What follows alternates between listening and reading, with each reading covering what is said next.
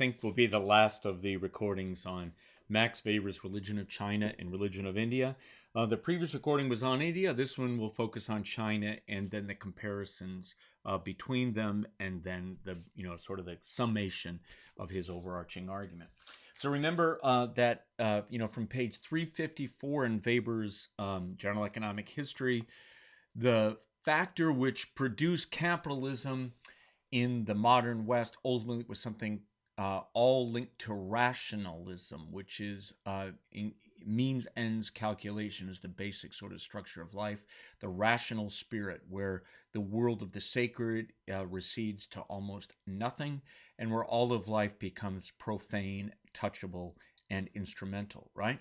So rational enterprise, rational accounting, rational technique in economic activity, rational law, rational spirit of individual consciousness and collective consciousness, rationalization of the conduct of life in general, rationalistic economic ethic. All of this was what he thought underlie the development of modern capitalism, and that traditionalism and magic were barriers to this, that ultimately the Protestant ethic broke through and so the Protestant ethic cut those magical ties that bound people to a world of immanent spiritual forces, freeing the world to be turned into instrumental activity in the pursuit of profit. Remember, Weber's very ambivalent about this. Marx is quite negative about it.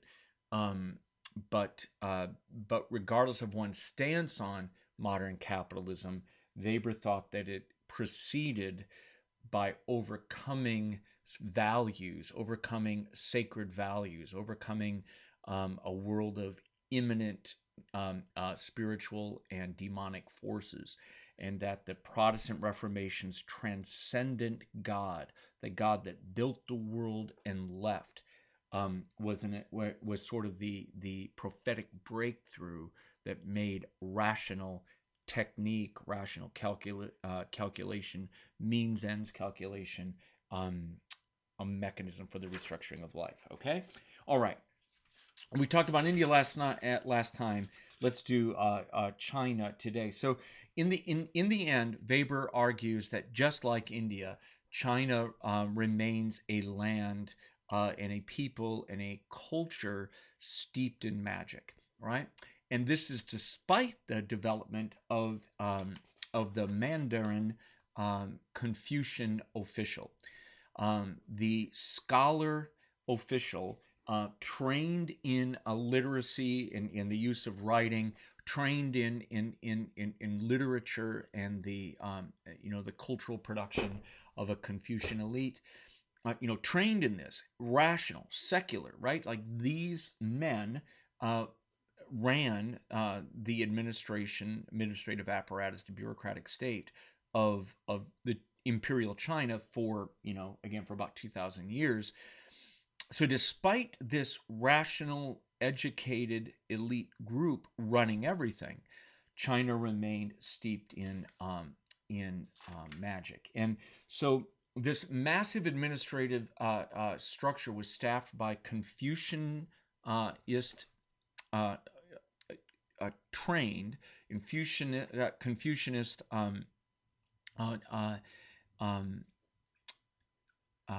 Mandarin literati, right?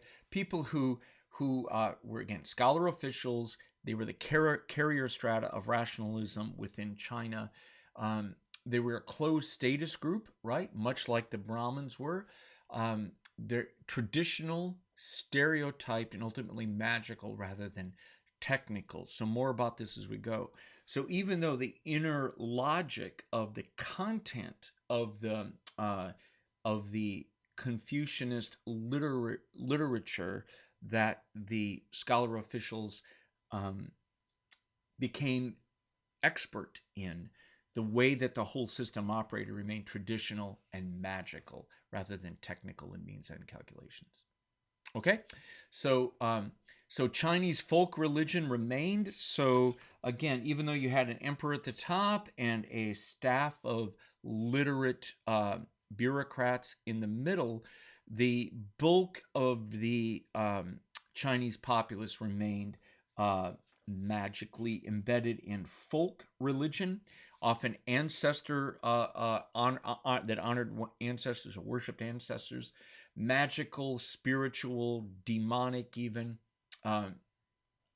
bound hand and foot by, to quote Weber, by magic, right? Demons and spirits. So Chinese people um, remained in Sib and ancestor worship cults, quite honestly, and were engaged in a constant access to magical formula, to sorcerers, to even to to Taoist magicians and so on, in order to control the world. And they engaged in this massive purchase of um, of uh, of talisman, of amulets, of charms, of expertise that helped them. Again, like much of it ultimately carried by Taoism, magical, spiritual virtuosos who were employed as geomancers, right? Helping to situate property, to help arrange the physical world, space, right? To make sure that space was aligned with something like the natural order. They were chronomancers, so they were involved in determining the timing of of events, marriages, births, those kinds of things. Necromancers, in engaging with the dead and demons and spirits, ancestors and otherwise. They were people who were expert at, again, developing talismans and amulets as counter spells to uh, to agitated spirits or to demonic forces that were unleashed by human action in some way. So magic was everywhere among the Chinese people, and Weber argues that if you were an ambitious commoner in China, your ambition wasn't to become wealthy so much as to deploy whatever wealth you had to have a child installed as a scholar official. So the only pathway to social prestige and honor for those who weren't already aristocratic, essentially, or one of the great families, was to club together and to uh, produce a scholar in your midst, someone who could pass the imperial examinations and who could become one of the literati, right? And that was the route of ambition, right? Not to become Jeff Bezos and launch your own phallic rocket into space carrying aging actors, but instead to be someone who was qualified to serve as a scholar official in the bureaucratic regime. Weber's going to tell us it's important that within China, as opposed to other regimes like in the West, that the scholar official remained separate from the military, so that the warrior logic, or the logic of heroism in warfare, was separated off from the administration of the bureaucracy. So the scholar official, the Mandarin bureaucrats, were managing the interior administration of the empire and weren't involved so much in military campaigns and managing the external defense and expansion of the empire. So they were internal bureaucrats here with their Mandarin squares in this image. At least that's what I'm using this image for. Okay, so makes sense. So in just a quick visual image then. So in China, most people by far remained immersed in magic and tradition, and that the few who were sort of freed from that through scholarship um, um, were jealous of their status group privileges and the prestige that they main that they possessed as a result of the passage of qualifications and having a monopoly on writing and those kinds of things. And so the few who became exempt or for sort of above the world of folk religion um, that logic didn't penetrate back down. So you didn't get, like you did in the West, a kind of universalistic break from magic and sorcery and so on.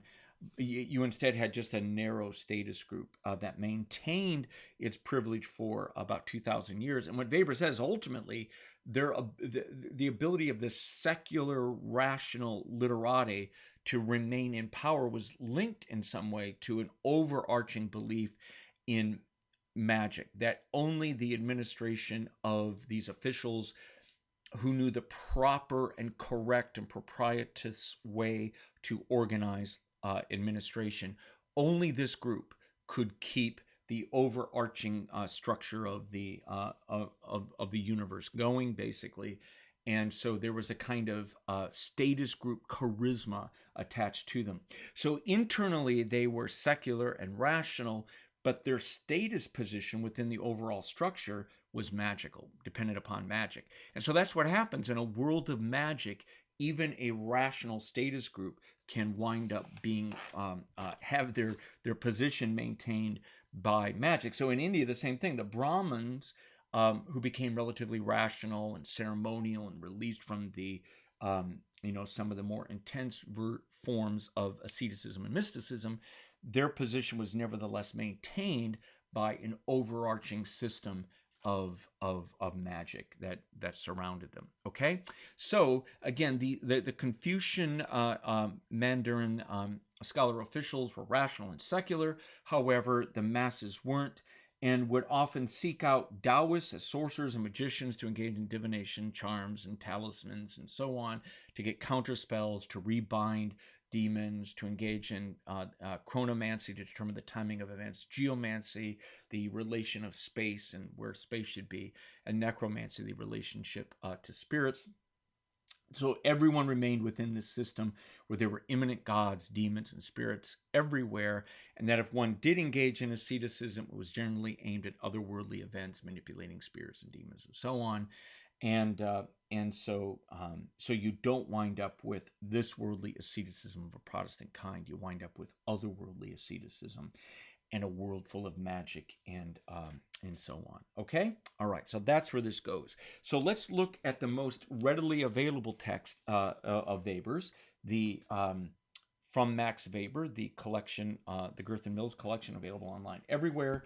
And the chapter is what? Chapter 17, page 416, the Chinese literati. So let's sort of walk our way through. There's a lot in this chapter. He opens up and argues that, look, 12 centuries rank was determined by within China was determined by qualification for office, not wealth. So here's something unique. So we don't have a capitalist system per se, even though capitalism existed in traditional form everywhere in China. They had money, they had all kinds of things. But that position wasn't determined by wealth. It was by qualification for office. So education and the passage of imperial examinations, that's what led to social prestige in the most exclusive fashion. So that's it. So again, all of your ambition in a family was directed at getting a child as a scholar official. Okay?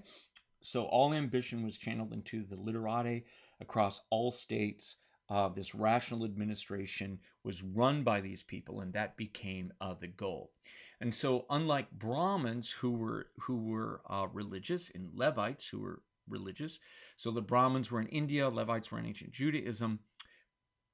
They nevertheless, despite their religious tinged status and prestige, nevertheless their power was rooted in knowledge. And so Weber thinks that's really important, that just like the Brahmins in India and the Levites in ancient Judaism, the Confucianist Mandarin scholar officials had their power based in knowledge. Okay, so they weren't magicians; they were knowledge-based officials.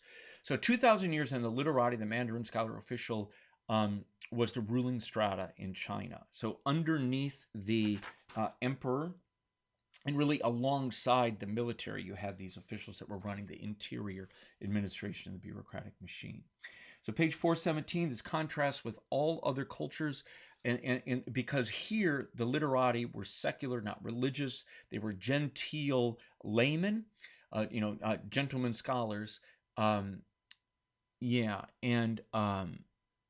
Yeah, and their name meant living libraries, right? So they were the carrier of the cultural tradition, and they have a lot of prestige associated with them in that way. So crucial. They had a near monopoly on writing.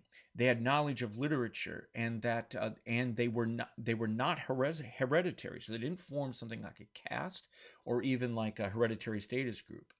Plebeians outside could a child from a lower status order could find their way in if they could but pass those exams. And that became a very expensive endeavor. But it was so important to do it that Weber notes that there are records of 90-year-old students continuing to take and retake that exam in the effort to pass it. If you could pass it, we're going to find you could actually have retroactive upward mobility for the members of your family if you could do it. So it was really, really important. So living library, so a plebeian could rise up if the exams were passed. So this is contrast with Hinduism in India, which was an oral tradition. In China, the exams were entirely written. There were no oral exams. And in part, this is because of the script. You know, the Chinese script had some 3,000 characters, probably more than that, 6,000, I think. And so ancient scripts were considered magical objects. Writing and writers had magical charisma, that kind of thing. I've been reading a little bit about this, the magic of words and the magic of writing and written magic. That that some scholars believe that all of the Chinese script, the Chinese pictographic characters, originated as talisman, actually originated as magic drawings with the capacity to control the things named. So magic and sorcery was intimately bound up with writing in China in a way distinct from possibly other cultures. But magic and sorcery were drained away into Taoism and other fields, leaving behind prestige based upon knowledge and writing, upon literature and being literate, right? So this is unique in China, Weber believes. Okay, and so magic is of huge importance in China, but it's split off from the Scholar-Official, from the administration, right? And it's split off from the prestige ranking, whose role and whose power and rank was based upon the monopoly of knowledge. So page 418, the literati functioned as court diviners. So they engaged in divination, sorcery almost, astrology almost, but that magic sort of receded into the background ultimately, and they really became again people who interpreted history, culture, ritual correctness. What should one do? How should we live? How was it always done? So they became carriers of a traditional culture, and then they became these genteel representatives of correct, propitious, auspicious even ritual conduct, right? And they kept the order of the universe in order, right? So their ritual correctness became important. So again, they were secular officials who nevertheless were believed to be important for keeping the entire world of magical and spiritual forces going. Okay, even the natural order itself. So ritual correctness became, and this is everywhere in Weber's writings, the book about religions in China, it's all about correctness, propriety, right? Having an elegant gesture that's recognized, that kind of thing. So it isn't power as such, it's having correctness in ceremony, right? So ceremonial correctness. So the correct ordering of internal affairs and administration and the correct life conduct of the prince was under the control of this group of people who were engaged in correct ceremonial observances, right? So correctness, right? So it's much more based on ritual than belief, correctness, right? Propriety in domestic administration is split off from the warriors, as we already mentioned before. Okay. All right. So the literati then were kept by the prince, and they were originally diviners and even augurs, right? Reading the signs, divination. But again, later on, they just became official keepers of magically proved hymns of war, sacrifice, calendars, and rituals. So they knew the ceremony. They were knowledge-based officials. So scholar officials developed the concept. He thinks the concept of the office with official duty may have actually emerged here, and that the West was a sort of copy of this, and that the duty with the common welfare of the members of the state were so that you weren't just serving the emperor, you were charged with keeping the common weal, the common welfare going. So personally qualified by literary education, that's important. And so it wasn't, again, you weren't born into this. You had to prove yourself by qualification of knowledge and capacity, technical capacity to pass exams. It's created a unitary status group with common social honors. They were the sole bearers of Chinese culture, and everyone who qualified at the same level had the same amount of prestige, quite honestly. They really did have this in common. So you didn't have extraordinary people with extraordinary powers. It really was the entire group of people who passed the exams who had the power. Page 420, Chinese literati then sought office in the administration as the normal and rightful duty. This wasn't just a source of income, it was actually their calling, and this was normal. And this is different from other systems where like a Brahmin may or may not have sought official office. They tended not to.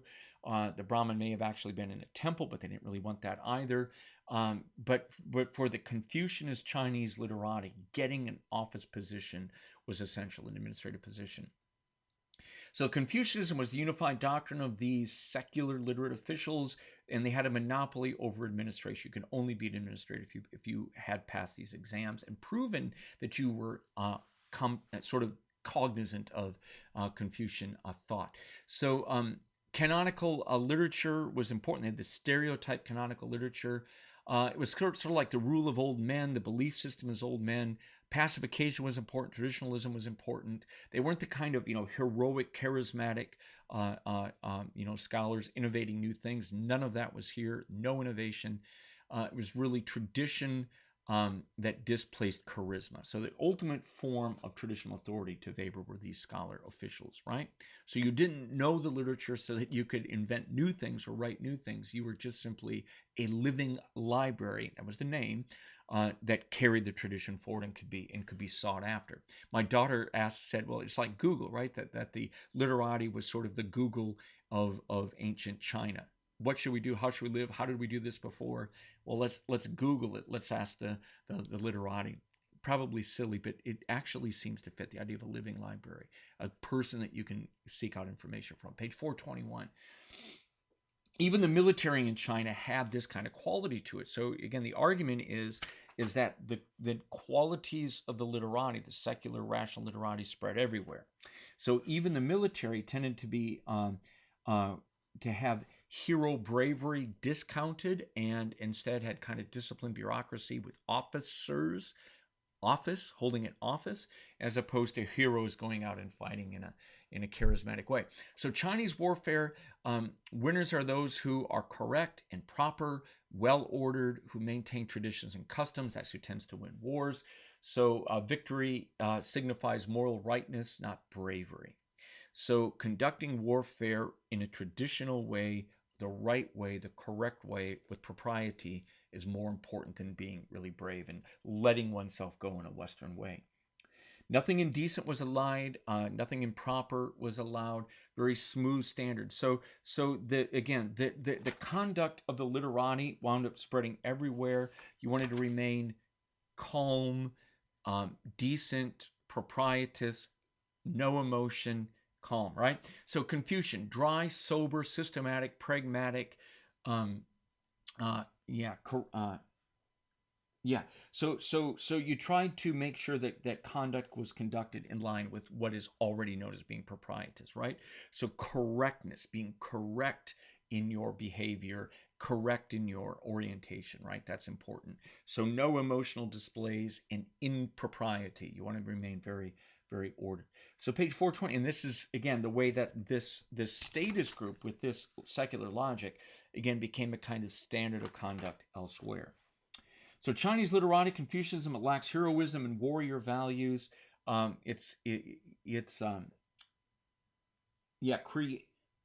Yeah, the idea that caution is the better part of valor, part of Confucianism. Wise man avoids foolish risk, Confucianism again. Pacified empires can have this kind of logic much more than sort of, warring states and that kind of thing. So a small army, once the nation was pacified, was capable of maintaining and managing a large territory. So good administration became more important than having military valor. And yeah, what you're trying to do then is yeah to yeah you expansionary army wasn't as important as maintaining good order and discipline. So literati remained separate from the military here and had more status and power than members of the military. Page 422. Rank depended upon the number of exams. So within the literati, the rank that one had depended upon the number of exams that one had passed. And there's some wonderful images carried over from, from say medieval times, showing people, taking exams, practicing for exams, and so on. But your ultimate rank depended upon the number of exams that you'd passed. There were 3 major degrees with 10 exams at least for each one. We ask people today, what do you do for a living? Scholars would ask each other how many exams you've passed, and that tended to place you somewhere within the rank order, the ritual rank order of the literati. Massive determinant of upward mobility was how many exams you'd passed over. And then you could get retroactive upward mobility. That once you'd passed a certain number of exams, you became qualified for having your ancestors listed in the temple, and you could have more ancestors the higher the rank. So again, a group of commoners could club together, a family, and have one of their offspring study and become a scholar official, and that would get the ancestors listed in the temple, right? You could increase your status retroactively. So you could have upward mobility retroactively by having one of your ancestors become of your offspring. Yeah, your progeny become a scholar official, right? So you could get so it was official.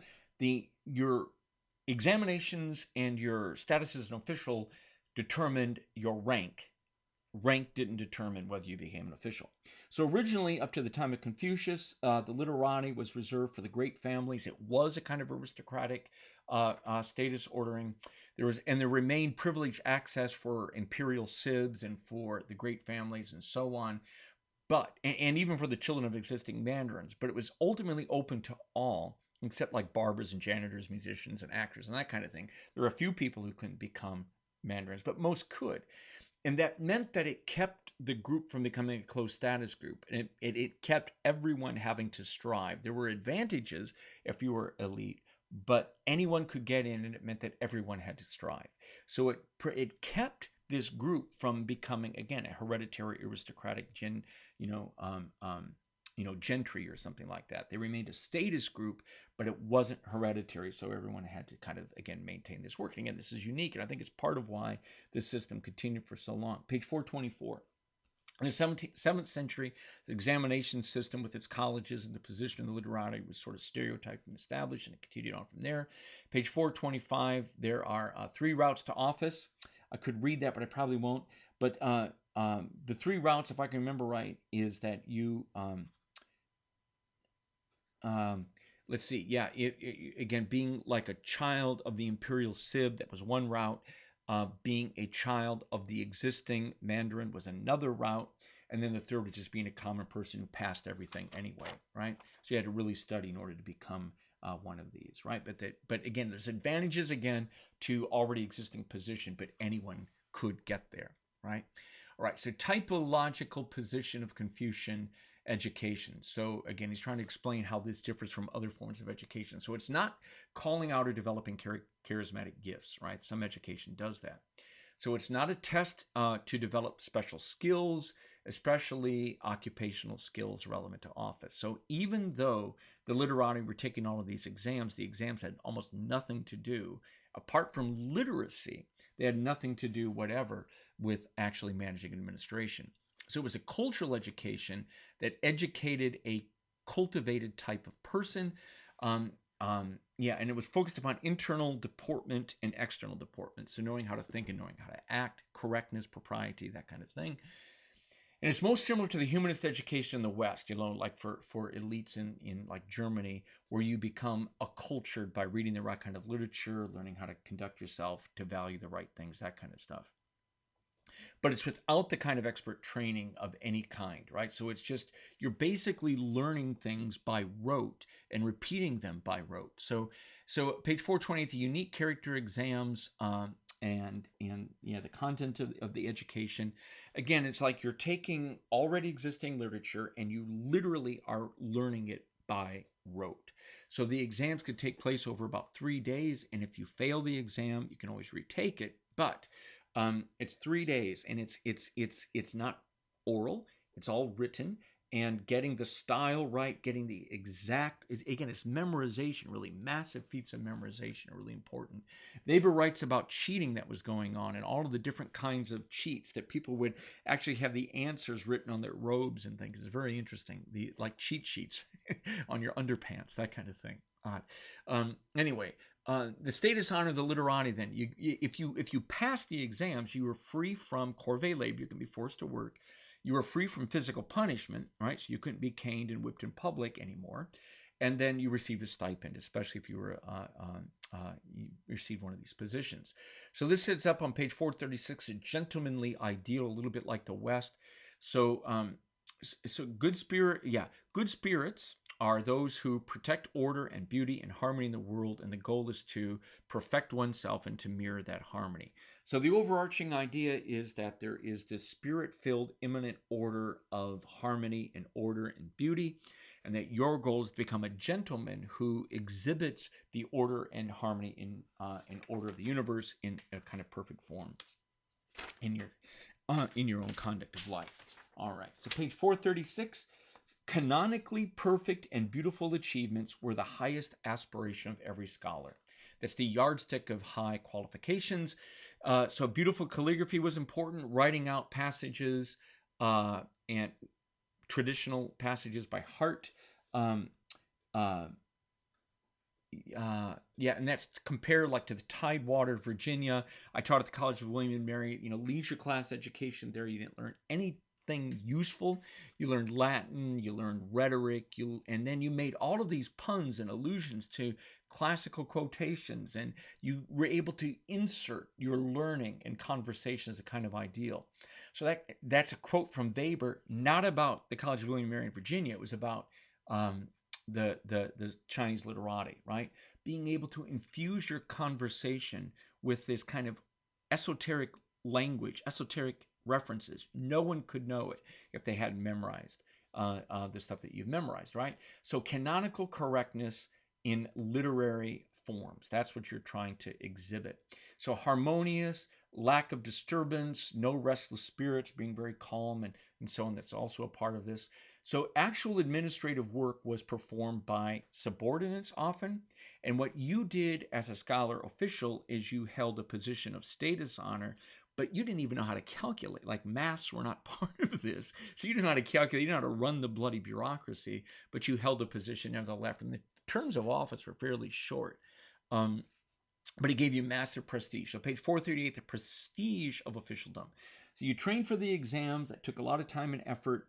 You had to learn the incredibly complicated Chinese script and the peculiar content of the exams themselves. It required a fortune, and you had to either live off of a fortune, take out loans, or live off of family savings in order to get this education. Yeah, you could remain exempt from useful labor and study to take the exam. So you couldn't work you couldn't work your way through this. You really had to immerse yourself in one of these colleges in order to do it. So there was no change in the quality of education as you advanced. You just got more of a quantity. So the different levels of rank just simply meant that you had the money basically to keep studying and to get farther along. It required time, not enhanced skill. And the high percentage of people failed the exams, maybe 95% or something. There was a fixed quota of those who could pass. and those who passed always outnumber the number of slots that were open in the bureaucracy. So it's a lot like getting something like a philosophy degree or maybe even a sociology advanced degree today, a PhD in, say, music history or art history. Very few real jobs for it. Many more people, almost everybody fails to complete the PhD, but even the few that do can't find jobs. That's the sort of situation here, right? But you're getting the status honor, right? Your family gets the honor of having a literati in their family tree. You get the recognition in the temple and those kinds of things. So there's reasons to do it besides money making. Okay, all right, and masses attributed. Yeah. So page 439, the masses, right, who aren't scholar officials, attribute immense magical charisma to the literati, right? So these people who themselves didn't believe in their own magical qualities were believed by the masses to possess it. So their literary skills, the fact that they could write was considered magical. They were sought out to write therapeutic seals, apotropaic, auspicious, talisman, and so on. They were sought out for their for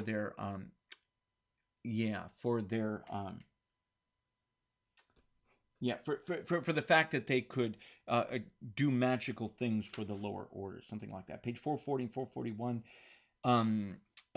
Economic policy then was the management of the bureaucracy, especially water regulation. This wasn't bourgeois capitalism. They weren't trying to maximize income.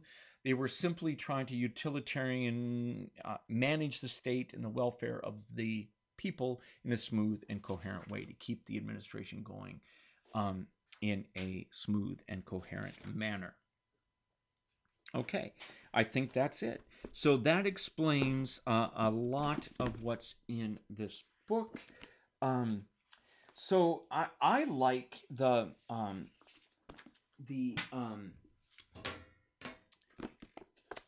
chapters on orthodoxy and heterodoxy.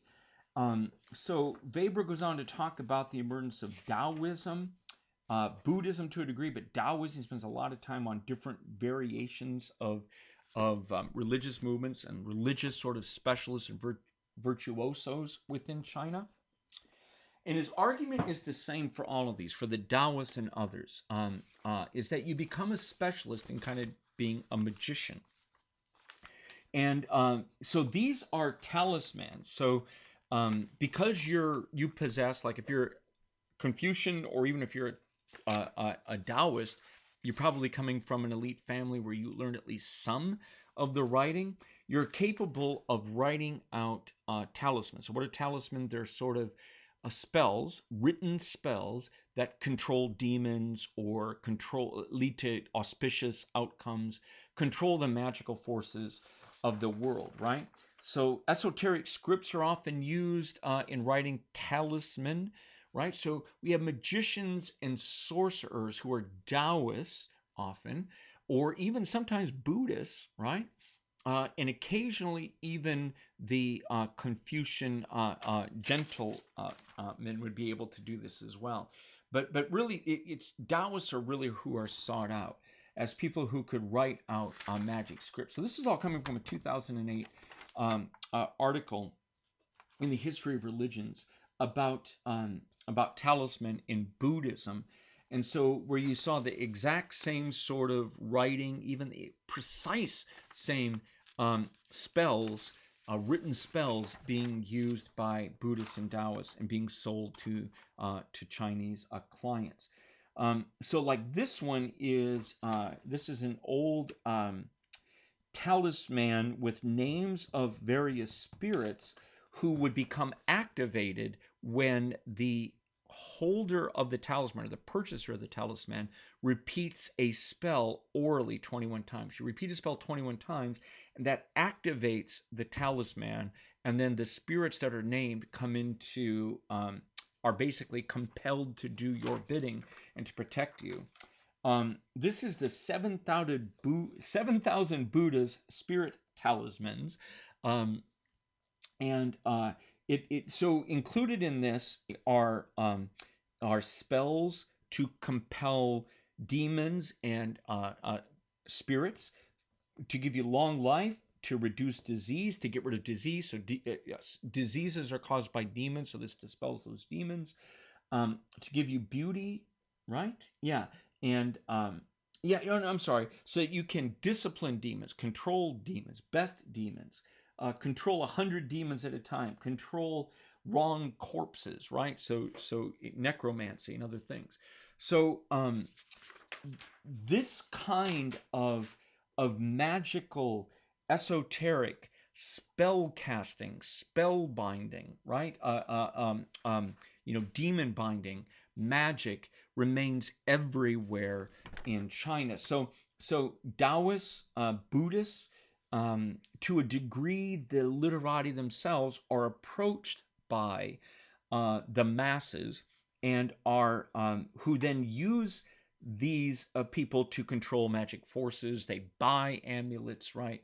So a student of mine, Danqing Yu, um, completed her dissertation about 2 years ago. She's now a professor out in North Carolina, and she did her dissertation on auspicious consumption in contemporary China. So she studied contemporary expenditures by Chinese consumers on hiring people, doing chronomancy, right? Determining chronomancy. When should we time important events? Geomancy, feng shui, getting the alignment of physical space correct. Necromancy, demonic binding spells, counter spells, talisman, and so on. So the continuation of sort of sorcerer magicians, even in contemporary post-communist, quasi-capitalist China today, right?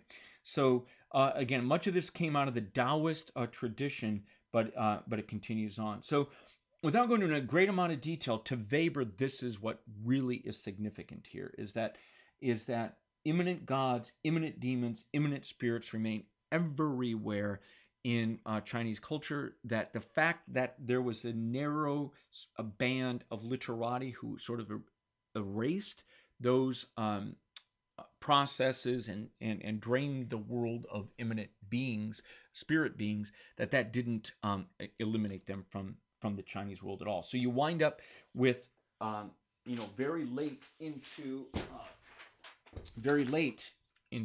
today even, where you don't get the transcendent God cutting the ties of tradition and magic, freeing the sort of economy to pure means ends calculation, right?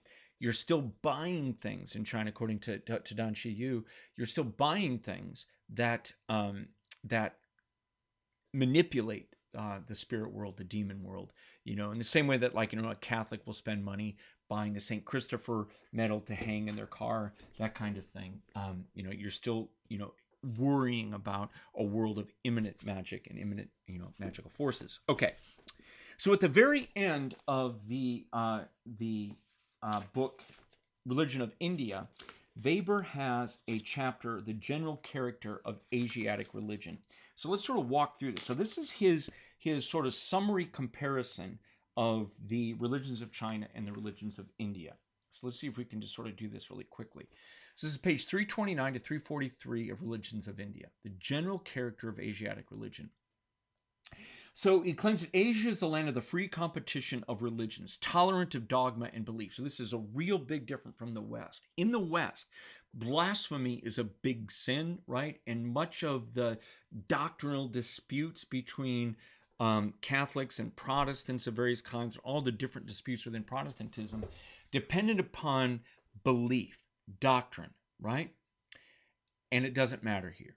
So the argument that he makes is there's no blasphemy, there's no fixed orthodoxy, there's a massive diversity of beliefs, there's 300 million gods in Indian Hinduism, for example, claim large numbers of demons and spirits. There really isn't a fixed dogma, all kinds of things.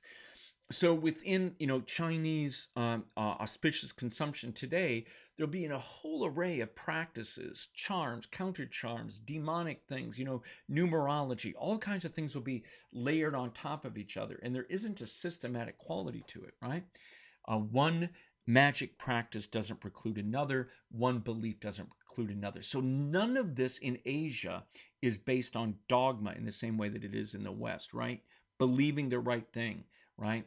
There is no God but Allah, and Muhammad is his messenger, right? That kind of thing. That assertion of belief as the most important thing isn't here, right? So page 330, the religion of the ruling strata then is a rational, non-magical, and knowledge-based, right? The Brahmins and the Confucian Literati, and that's different from the magical charisma of folk um, um, religions in the lower strata, right?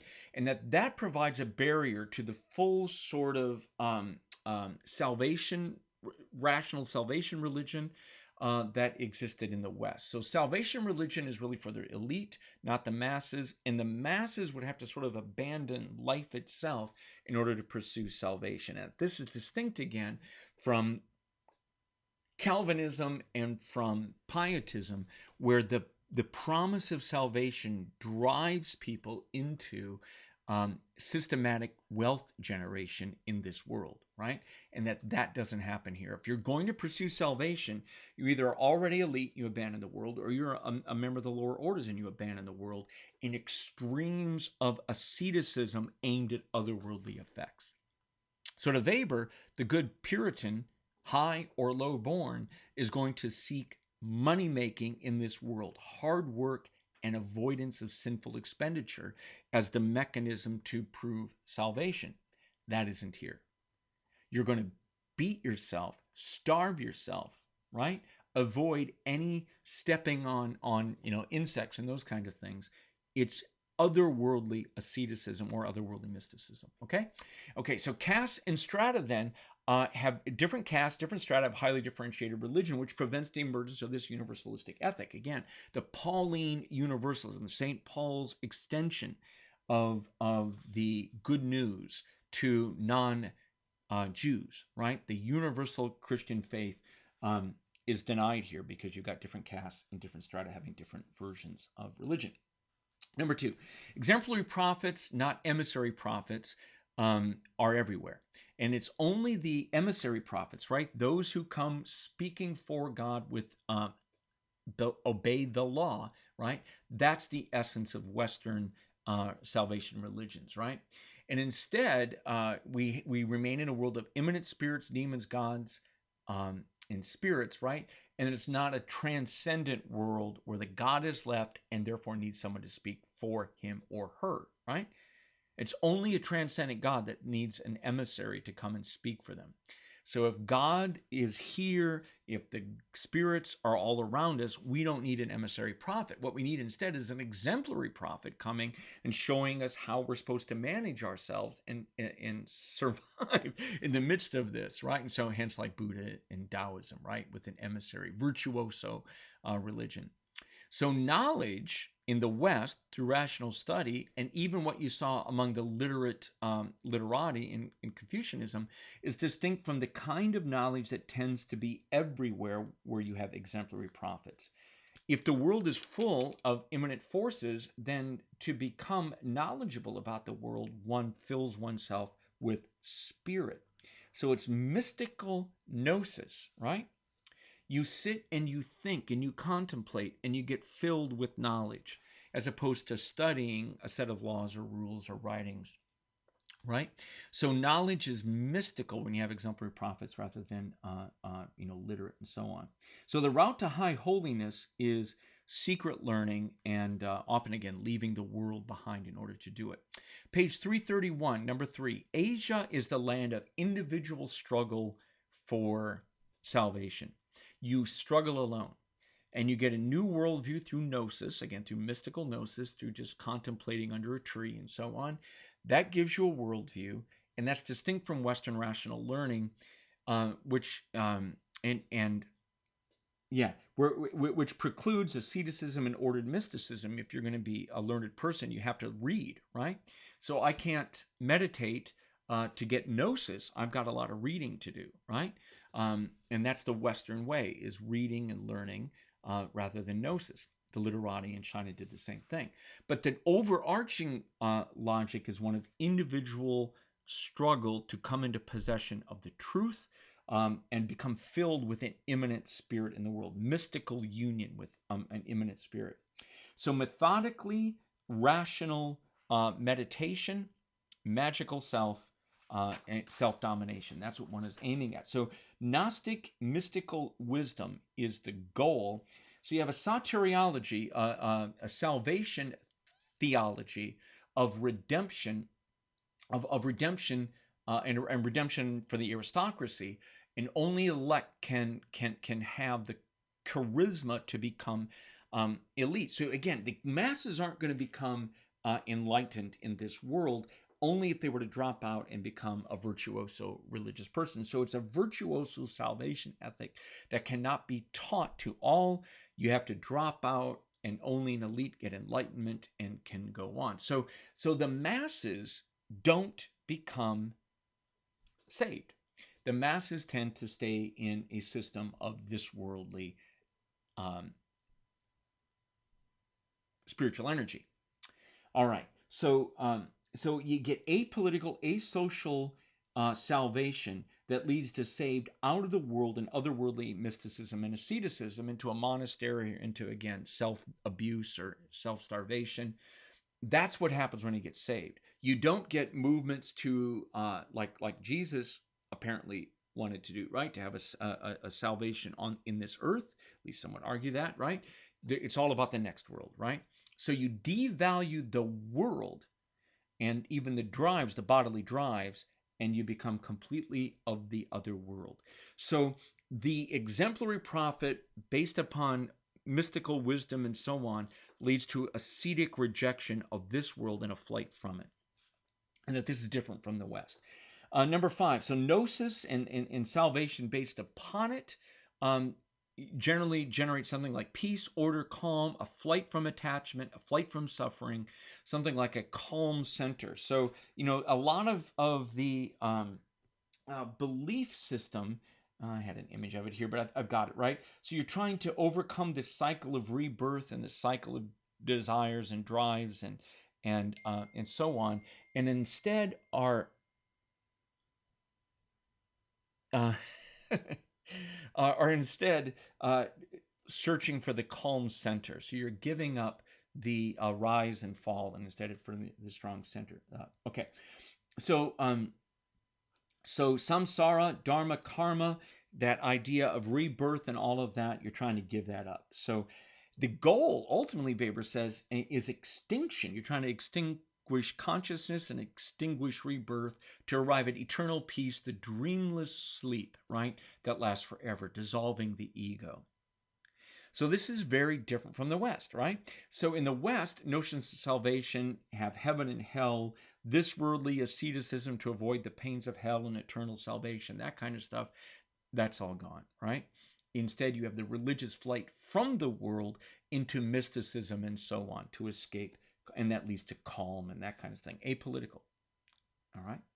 Number 6, the interior intellectual soteriology of elite strata. Yeah, so only intellectuals and elite people can get saved. The literate strata, so who get prebendary support, particular narrow ceremoniousness, ritual as a status ceremony, a cultivated gentleman with correctness and propriety. This is in China, right? Especially the literate strata. They get supported. They don't have to do other kinds of work. And then they can focus upon their narrow ceremoniousness, their correctness, their propriety. When God, if you get God intoxication, spirit possession, that kind of stuff, if that occurs, you got to get out of the cultivated strata. You can't even really be a Brahmin if you're doing that stuff. And that leads you into to becoming a guru, with an irrational, otherworldly magic, mysticism, mystagogues. You get support from other people because you're living a world of essentially magic, that kind of thing. Okay.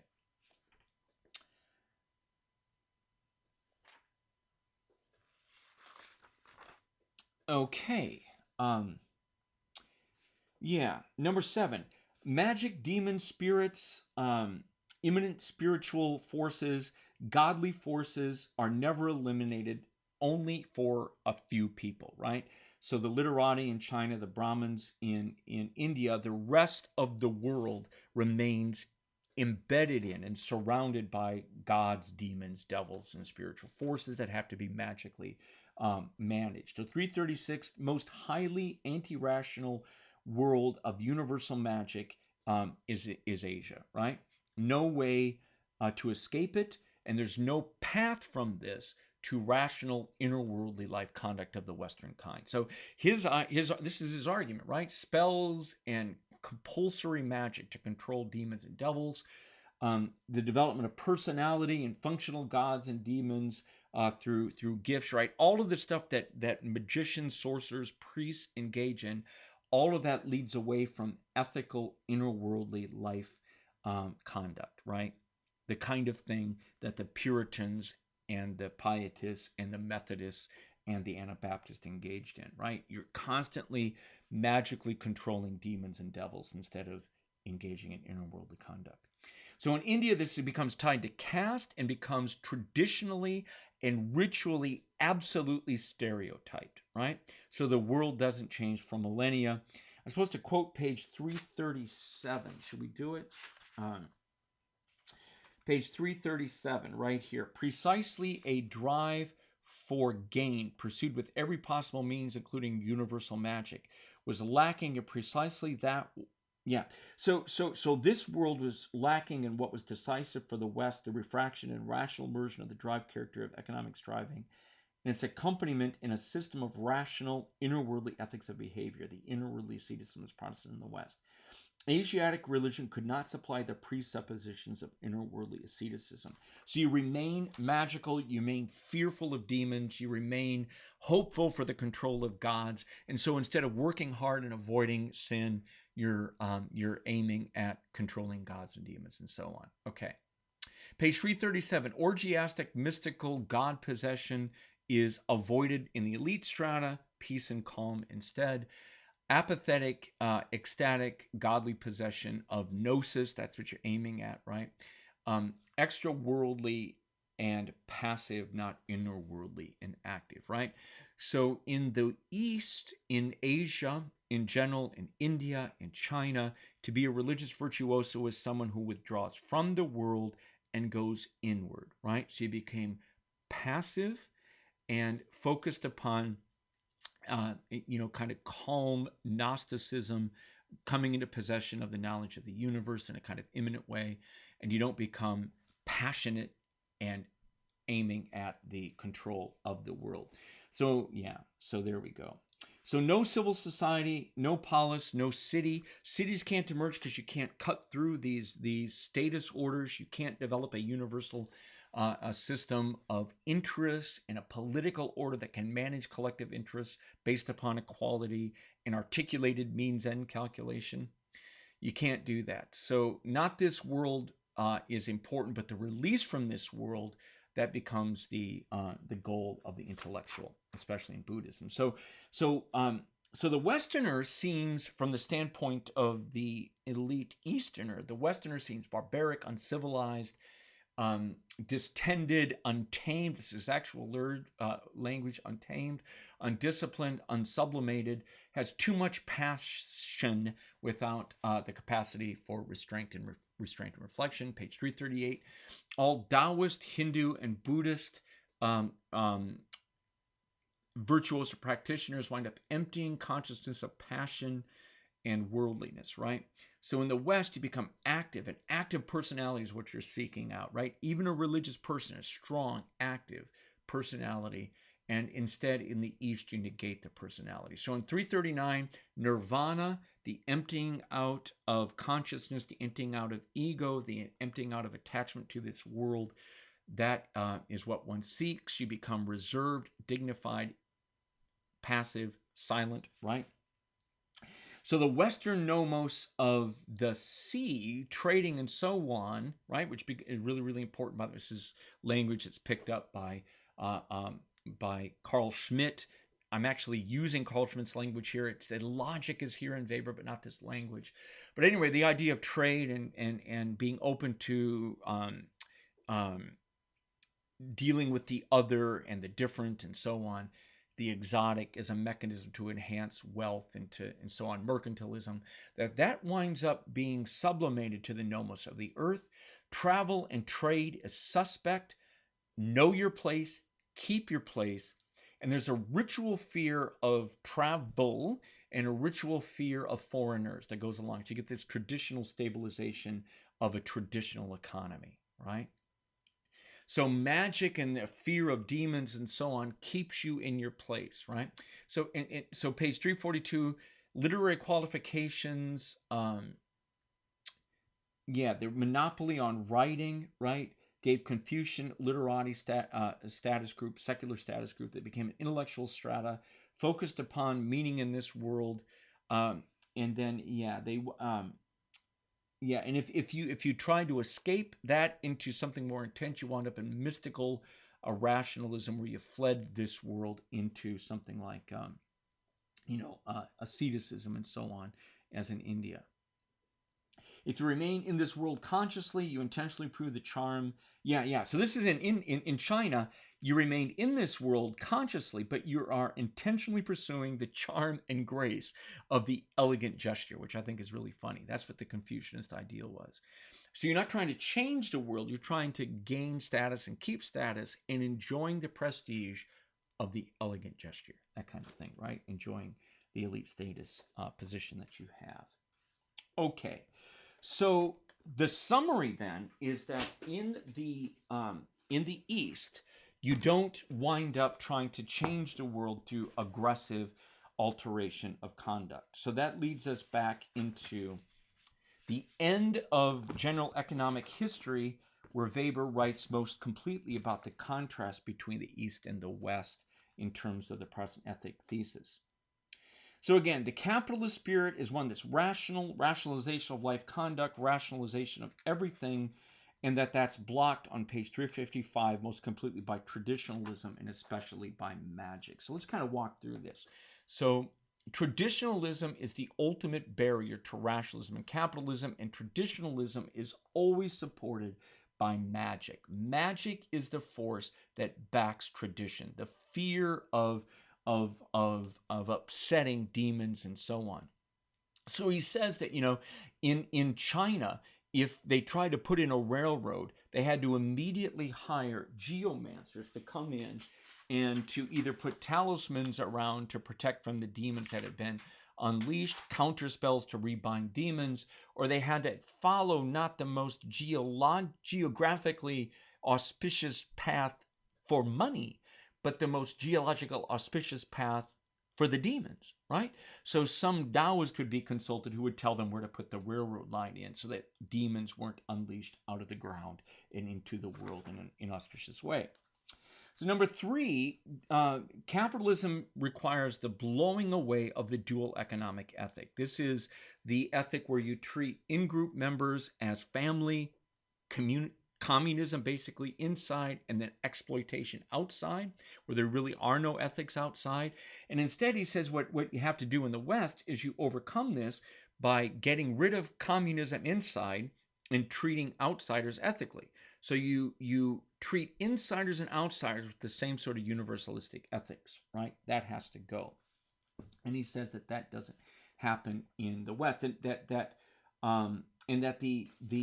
and that's what market relations actually are. You're actually using market relations inside to do that, and that doesn't happen. That kind of universalistic ethic about money and food and the needs of life doesn't emerge in either India or China. You remain locked into some family group and then a caste or a status group or a SIB group outside of that, right? So you don't develop the single universal rational economic ethic. You have different ethics for different groups and no ethic for those without.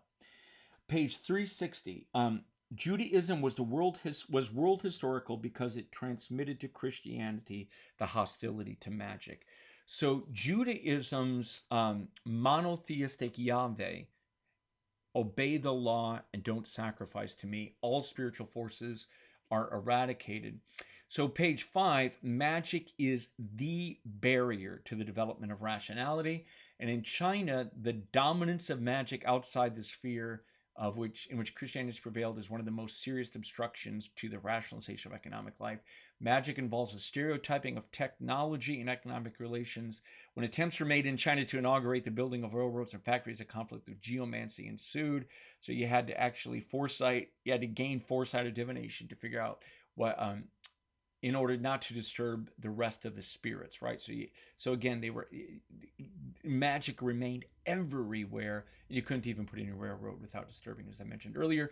In India, breaking with the Dharma destroys karma. So every new technological process which an Indian employs signifies for him that he leaves his caste and falls into another lower. So it means that you're losing purification and your future rebirth is going to be lower. And people are willing to do that, right? So India, again, I just love this line. Capitalism cannot develop in the East, either in China or India, because people were bound hand and foot by magical beliefs. Okay, so you can work together with people of different castes and so on.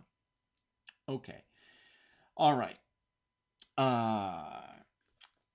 Number 10, the difference. So in Protestant Christianity, the monks were eliminated. So religious virtuosos who were separated off into monasteries were eliminated. So the most virtuoso religious adherents were actually out there in the world making money, right?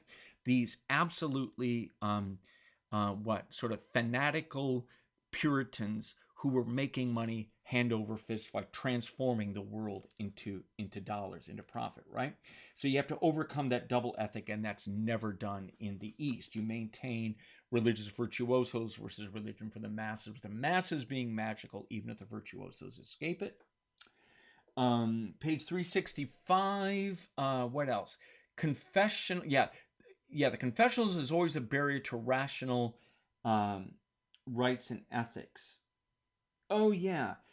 So what confession is, the Catholic sacrament of confession, is a ritualistic magic that removes the consequences of sin so that people can overcome sin by magic, right? You go to the priest as magician to overcome your sins. So that magical confession that releases people from the consequences of sin destroys methodical conduct. So Catholics don't become hyper-capitalist because they can always sin by spending on what they shouldn't or by being lazy, and Protestants can't.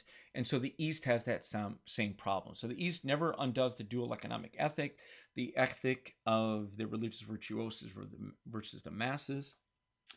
Yeah. And so in the West, the Reformation ended that duality, and it never ends in the East. So the ascetic control of conduct in the world becomes universal in Protestant Christianity, and it doesn't elsewhere. Yeah, so I love Sebastian Frank, the pietist, Lutheran pietist, who wrote that you think you have escaped from the monastery, but everyone must now be a monk throughout life. That's the Puritan way, and that doesn't happen, again, in the East. In the East, only the virtuosos become monks. The rest are left behind. Okay, number 15. Sect membership ensures economic success. So Weber writes about that if you become an ascetic Protestant, people will trust you and you'll actually make more money. And that was part of the Protestant ethic. Calvinism, the ascetic calling is the highest and most ethically sound duty that one has, is to make money in the ascetic calling. Again, that doesn't happen in Catholicism in the West or in the East at all. So the concept of the calling doesn't emerge in the East, right? The asceticism of this world in the calling, that's the ultimate programming of the spirit of capitalism, and it doesn't come along in the East, right? All right, so such a powerful, unconsciously refined organization for the production of capitalist individuals has never existed in any other church or religion in comparison with that and what the Renaissance. Yeah. So this is what the Protestant ethic does. It's the most powerful, unconsciously refined organization for the production of capitalistic individuals. It's never existed anywhere else. It didn't exist in the East, only in the West. So not in China or India. And the religious root of modern economic humanity is dead. So the last point I want to make, page 368, the spirit of capitalism, right, that severed right? The spirit of capitalism that killed off the immanent gods and released rational, calculable economic activity. It was religiously based in its origins, but that religious root dies off. It's now a dead head, right? So the Protestant ethic is dead by 1900, probably by 1850. And he said it's replaced instead with something else. And Weber argues that in the end, rational capitalism was created by rational Puritan and pietist um, um, Christianity, but that now that's gone. So now we're either in a world of magical, irrational capitalism, or if we're going to try to preserve rationality, means, ends, calculations for the good of life or something like that, we need to move out of capitalism into something like rational socialism. I'm always amazed to see Weber point this out. Rational socialism may well be an outgrowth of capital. So he was ambivalent about it, right? I will say this. He doesn't think that rational capitalism is going to continue, that the re-enchantment of the world is normal now, and that the Protestant ethic no longer has anything to do with spreading capitalism at all. It's no longer an ethical system in that sense. Okay, so the religion of India, the religion of China, these two massive world civilizations had everything needed to generate modern capitalism except means, ends, calculation through life. They didn't. They instead remained traditional, magical, immanent spiritual forces everywhere. And Weber talks about the emergence of these strata, right? The Brahman in India and the literati in China, right? Who developed a rational worldview, but it didn't spread everywhere and become a universalistic economic ethic, right? Instead, economics remained constrained by magic and by tradition, either in the caste system or in this entire world of sort of Taoist and folk religion in China. All right, with that, I'll stop. So again, you may not have learned much about India or China, but we learned primarily about what Weber thought of each and how he refined his view of the Protestant ethic as a result of his immersion in these cultures. I hope you found this helpful.